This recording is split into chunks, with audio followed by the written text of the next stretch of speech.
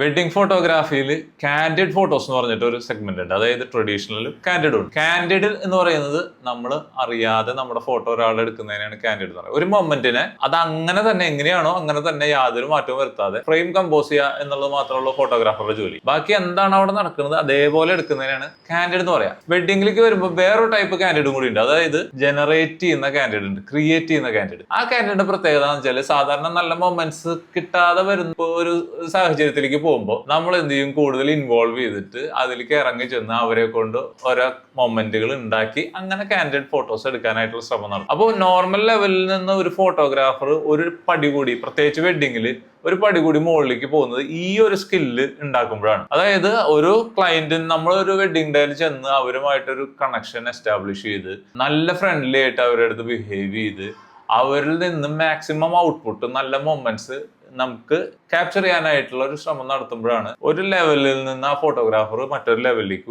ഉയരുന്നതെന്നാണ് എനിക്ക് തോന്നിയിട്ടുള്ളത്.